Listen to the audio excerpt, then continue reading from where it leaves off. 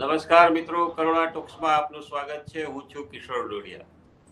મિત્રો, સુરત મોટા વરાછા એટલે આપણું સૌરાષ્ટ્રનું એક ક્ષેત્ર, અને એ સૌરાષ્ટ્રના ક્ષેત્રમાં એક Vidya Vikas charitable education and charitable trust એક મોટું એવી સંસ્થા, અને એ સંસ્થા દ્વારા 7મો, હું ફરીથી રિપીટ કરીશ કે 7મો સર્વજ્ઞાતિ સમૂહ લગ્નોત્સવ, અને એ પણ 131 દીકરીઓનો આ સમૂહ લગ્નોત્સવ યોજાવા જઈ રહ્યો છે. અને આ વિશે તડામાર તૈયારી ચાલી રહી છે, અને આ માટે વાત કરવા માટે આપણી સાથે સુરતથી જોડાયા છે મેહુલભાઈ માલવિયા. મેહુલભાઈ, આપનું ખૂબ ખૂબ સ્વાગત છે. સ્વાગત. મેહુલભાઈ, બહુ જ સરસ. આપનું 131 દીકરીઓનો આ 7મો સમૂહ લગ્નોત્સવ છે.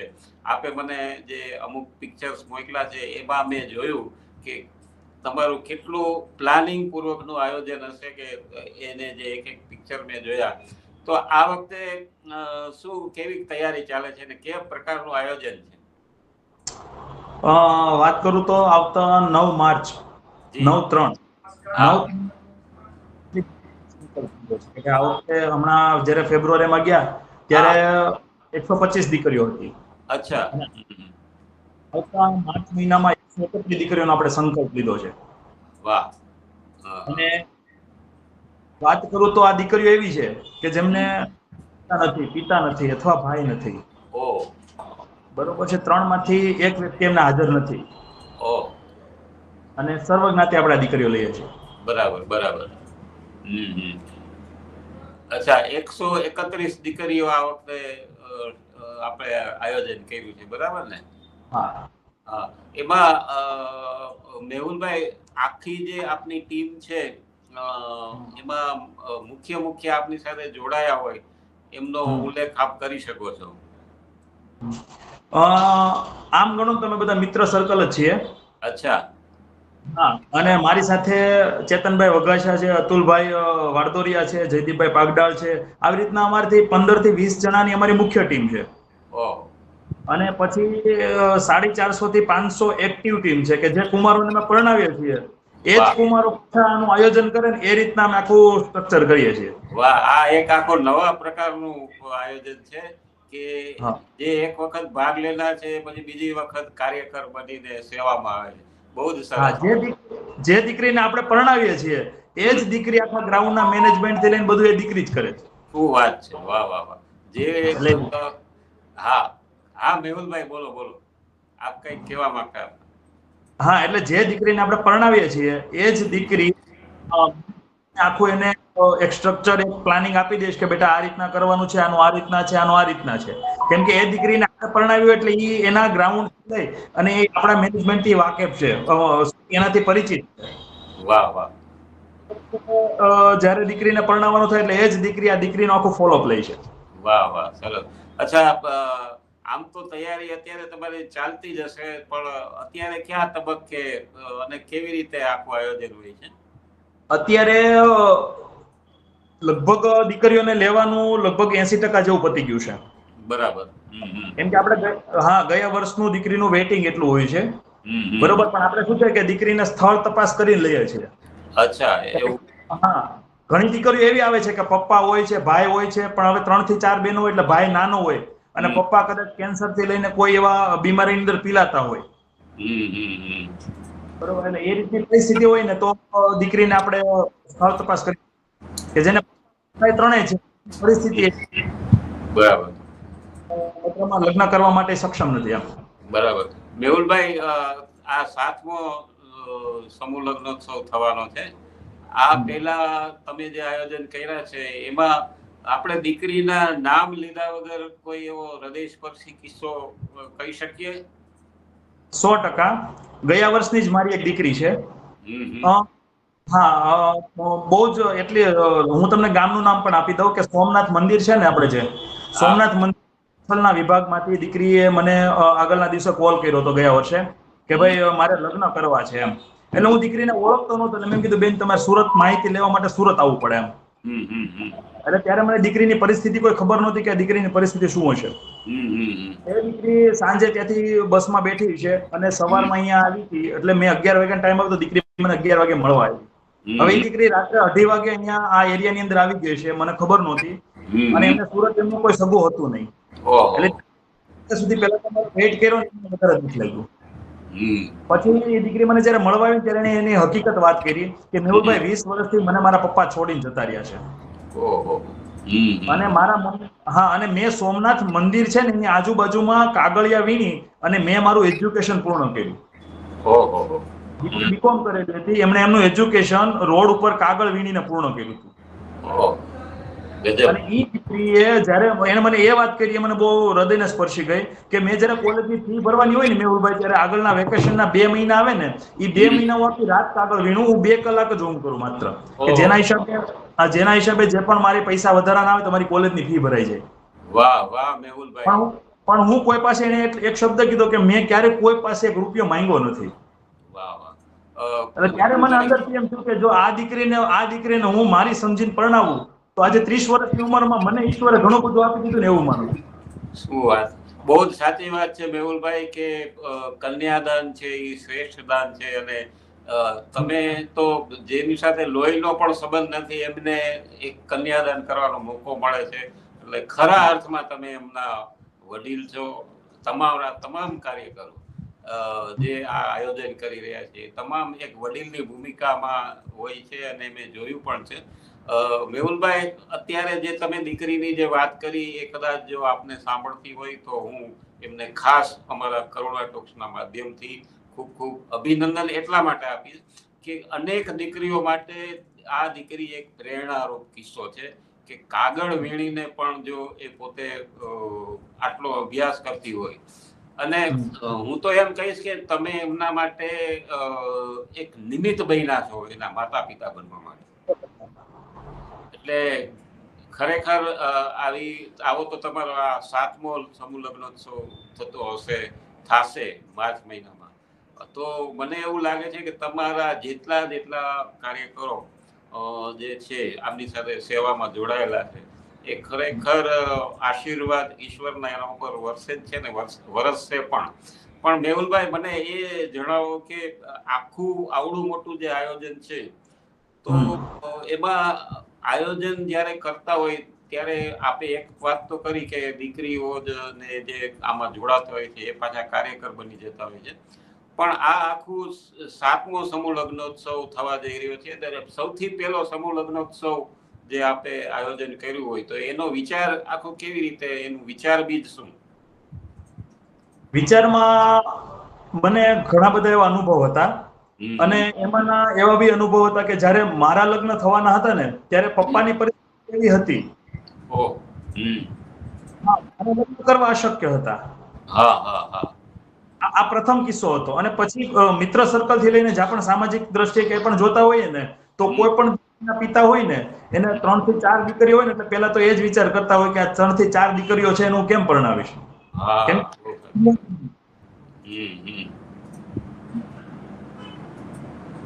ઘણા બધા ખોટા ખર્ચાઓ એવા થાય છે કે જે આપણે પસાર થઈ ગયેલા છીએ. આપનો અવાજ છે ને થોડો વચ્ચે કટ થાય છે એટલે થોડું સેટ કરી લેવા વિનંતી કરું છું. હા, અવાજ વિડિયો બરાબર આવે છે, અવાજ આપનો થોડો કટ થાય છે. હા, બસ એકદમ સરસ. તો હા મેહુલભાઈ, આપણે વાત કરો, થોડી વાત આપણી નહોતી, અવાજ નહોતો આવતો.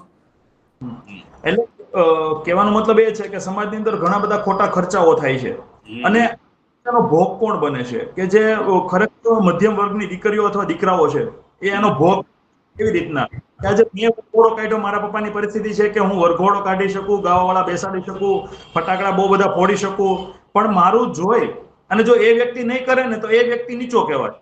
આ સમાજની એક માનસિકતા છે. માનસિકતા, બરાબર. અને આ માનસિકતાનો બધા જ ભોગ બને છે. મારી રીતના હું ને મારી ટીમ એવો પ્રયાસ કરીએ છીએ કે એમને આ સમય દીકરીને તમામ વસ્તુ જે પણ એ વિચારે છે કે ભાઈ મારા ફાર્મમાં લગ્ન થવા જોઈએ તો ફાર્મમાં કરવાનું, બરોબર, પણ જે ખોટા ખર્ચા છે એનાથી વાકેફ રહી અને દીકરીઓને આપણે જે પણ એની ઈચ્છાઓ છે સંપૂર્ણપણે પૂર્ણ થાય ને એ રીતના આખું આયોજન કર્યું. વાહ વાહ, બહુ સરસ. મેહુલભાઈ, અત્યારે જે આપણું જે હવે પછીનું આયોજન છે એ સુરતમાં કયા સ્થળે હશે?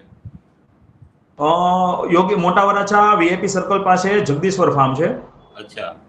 હા, એ જગદીશ્વર ફાર્મ ની અંદર જ આપણે દર વર્ષે આયોજન હોય છે. સરસ.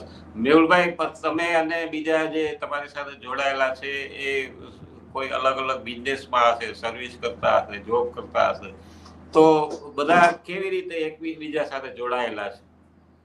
હું આના બાબતે તમને વાત કરું ને તો એક સામાજિક મુદ્દો પણ છે કે આપણને સમજવા જેવી બાબત છે કે ભાઈ ઈશ્વરે આપણને, હું મારી ટીમને જ સમજાવું છું કે ભાઈ ઈશ્વર 24 કલાક 24 કલાક આપણે ઉપયોગ કેવી રીતના કરીએ. તો એને ખરેખર ટાઈમની સાથે સેટ કરીને ઉપયોગ કરીએ ને તો પરમાર્થ માટે આપણે ઈશ્વરે જે પણ આપણને સમય આપ્યો છે ને એનો સદુપયોગ આપણે કરી શકીએ. વાહ વાહ. એટલે મેં મારી ટીમને હમણાં એવું સમજાવ્યું કે ભાઈ 8 કલાક, આપણે 24 કલાક છે એમાંથી 8 કલાક આપણે બિઝનેસ માટે કાઢી નાખો, જે મારી ટીમ કાઢે છે. બિઝનેસના સમયે એક પણ ટ્રસ્ટની વાત નહીં કે એક પણ સેવાની વાત નહીં. વાહ. બરોબર. પછીની 8 કલાક છે એ સુવા માટે કાઢી નાખો. 16 કલાક ગઈ, વધી પાછળ 8 કલાક. 8 કલાકમાંથી 4 કલાક બાળકો માટે અને પોતાના પરિવાર માટે કાઢી નાખો. તો પણ 4 કલાક વધી. બરોબર. અને આ 4 કલાક વધી ને એમાંથી 2 કલાક મિત્ર સર્કલને મળવા માટે અને તમારો ફોન અત્યારે સમય પ્રમાણે જે પણ ફોન ઉપયોગ કરતા હોય તે હોય તો એના માટે કાઢી નાખો. અને તો પણ જે 2 કલાક વધી ને એ 2 કલાક આપણે સમાજ માટે કાઢીએ છીએ. વાહ વાહ વાહ. અને આ જે પણ રિઝલ્ટ આવ્યું છે, આજે અમારા પ્રથમ 11 લગ્ન હતા ત્યારથી લઈને આજે આ 131 પહોંચ્યા ને તો એ માત્ર 2 કલાક જ છે. વાહ વાહ. 2 કલાક આપણે પરમાર્થ માટે કાઢી નાખી કે કોઈ પણ સમાજની સેવા હોય. આજે અમારો ઓફિસનો ટાઈમ છે 8 થી 10 નો છે સાંજે. તો 8 થી 10 માં કોઈ દીકરીને ફોર્મ ભરવું હોય, મળવું હોય, અથવા એમને અમારો પાછો એવો રૂલ્સ છે કે ભાઈ દીકરીને પિતા નથી, ભાઈ નથી, તો એની જવાબદારી લેવો કોઈ કદાચ વ્યક્તિ હોય કે ન હોય એમના પરિવારની અંદર, ભાઈની જગ્યાએ આપણે ઉભું કરવાનું. તો કદાચ કોઈ પ્રોબ્લેમ એવો આવે તો એ પણ દીકરીના સોલ્યુશન માટે આપણે 8 થી 10 ની અંદર ઓફિસે આપણે એને બોલાવીને જે પણ સમજૂતી થતી હોય એ સમજૂતી કરી અને દીકરીનો સંસાર કેવી રીતના સુખી ચાલે એ પ્રયત્નો આપણે કરીએ છીએ. વાહ વાહ, બહુ સરસ. એટલે હું જે સમય કાઢું છું એ 2 કલાકનો માત્ર કાઢું છું સમાજ માટે. વાહ. પણ અત્યારે સમયનું દાન છે ને આપવું એ પણ ખૂબ જ જરૂરી છે, કારણ કે વ્યસ્ત આપણા બધાનું જીવન એટલું બધું વ્યસ્ત થઈ ગયું છે કે સમાજ માટે જ્યારે 5 મિનિટ કાઢવી હોય ને તો એ ઘણા લોકોને મુશ્કેલી પડતી હોય છે. પણ તમારું જે પ્લાનિંગ છે અને તમારી આખી ટીમનું ટૂંકમાં એ જે પ્લાનિંગ છે અને તમારા નેતૃત્વ હેઠળ આજે આ બધું થઈ રહ્યું છે એ ખરેખર બીજા અનેક લોકો જે આવા આયોજન કરે છે એમના માટે એક પ્રેરક તમારી બધી વાતો છે. મેહુલભાઈ, આ સિવાય અમારા કરોડો ટોક્સના માધ્યમથી આપ બીજા જે લોકો સેવા સાથે જોડાયેલા છે આ પ્રકારની કે બીજા એજ્યુકેશનનું આપનું ટ્રસ્ટનું સાથે એજ્યુકેશનનું નામ પણ જોડાયેલું છે, તો એજ્યુકેશનને લગતી કઈ પ્રવૃત્તિ હોય તો એ પણ આપ જણાવી શકો. જો એજ્યુકેશનને લગતી પ્રવૃત્તિ કહું ને તો દર વર્ષે જે પણ વિધવા બહેનો હોય એમને એમ યોગ્ય લાગે કે ભાઈ નહીં આને દેવા યોગ્ય છે, ખરેખર જરૂરિયાતમંદ છે, તો એને અમારી ટીમ કીટ પૂરી પાડે. પ્લસ અમારી ટીમનો એક રૂલ્સ છે કે એ જે પણ કમાય છે એમાંથી 10મો ભાગ ઈશ્વર માટે કાઢવાનો. વાહ વાહ. એ અમારી ટીમનું જે ફંડ ભેગું થાય છે, 5,000 કમાતા હોય તો 100 રૂપિયા જે પણ એની યથાશક્તિ પ્રમાણે આપે છે, એ જે પૈસા આવે છે એમાંથી અમે જે વિધવા બહેનોને કીટ છે, પછી અમુક વિધવા બહેનો હોય કે માટે જે કરીએ છીએ દીકરીઓ માટે કરીએ છીએ. બરાબર બરાબર. ભણતર અટકતું હોય તો એમના માટે ફી ભરવાથી લઈ અને એજ્યુકેશન બાબતે તમામ જે પણ મતલબ એક દીકરી દત્તક તરીકે લઈ લે છે. વાહ, સરસ. એની માહિતી ટોટલી અમે ગુપ્ત રાખીએ છીએ. વાહ. ના, એ સ્વાભાવિક છે, એમની આપણે વાત, એનું નામ છે એ ગુપ્ત રાખીએ, કારણ કે દીકરી છે એ બે પરિવારને તારવતી હોય છે, પોતે જ્યાં હોય ત્યાં અને બીજી સાસરે જાય ત્યાં પણ. એટલે એક આપણી સમાજની રચના એવી છે, એટલે ખરેખર પણ આપ જેવી સંસ્થા ને આપણા જેવા બધા કાર્યકરો ને યુવાનો ભેગા મળી અને એક આવા સરસ મજાનો સમાજને એક માર્ગદર્શક બને અને એક મશાલ બને એવી પ્રવૃત્તિ આપ કરી રહ્યા છો સુરતમાં રહીને. મને એવું લાગે છે કે આપનું વતન સૌરાષ્ટ્ર હોય એવું લાગે છે. મારું વતન સૌરાષ્ટ્ર અમરેલી પાસે કેરિયાચાળ ગામ. અચ્છા. તો ત્યાં સુરતમાં ત્યાં શું કેવી રીતે જવાનું અથવા કઈ રીતે સેટ થયા? સુરતમાં મારા પપ્પાની આજથી 20 વર્ષ પહેલા આવેલા હતા. અચ્છા. હા હા. અભ્યાસ શરૂ હતો. વાહ, સરસ. અભ્યાસ પૂર્ણ થયા પછી મેં લગભગ 8 વર્ષ સંસ્થાનું મેનેજમેન્ટ કર્યું હતું. બરાબર બરાબર. સંસ્થા હતી જેમનું મેં મેનેજ. બરાબર. ઉદ્યોગની સાથે સંકળાયેલ. બરાબર, સરસ. મેહુલભાઈ, કરુણા ટોક સાથે આપ જોડાયા અને અમારા અનેક દર્શકોને આપે જે ત્યાંના સુરતના આયોજન વિશે વાત કરી. આશા રાખું આપનું જે આયોજન છે આ 7મો સમૂહ લગ્નોત્સવ એ પણ ખૂબ ખૂબ સફળ રીતે આપ પાર પાડો અને તમારી આખી ટીમને ખૂબ ખૂબ અભિનંદન. આપને પણ ખૂબ ખૂબ અભિનંદન અને શુભેચ્છા પાઠવીએ છીએ. કરુણા ફાઉન્ડેશન એનિમલ હેલ્પલાઇન રાજકોટમાં જીવદયા અને ગૌ સેવા, પર્યાવરણ આ બધી જ પ્રવૃત્તિ સાથે સંકળાયેલી સંસ્થા છે અને કરુણા ટોક્સ જેની માધ્યમથી આપણે બંને અત્યારે વાતચીત કરી રહ્યા છીએ એ કરુણા ટોક્સના માધ્યમથી પણ અનેક દર્શકોને પણ આપની વાત પહોંચાડવાનો પ્રયત્ન કર્યો છે. આપનો ખૂબ ખૂબ આભાર. ધન્યવાદ. થેન્ક યુ ભાઈ.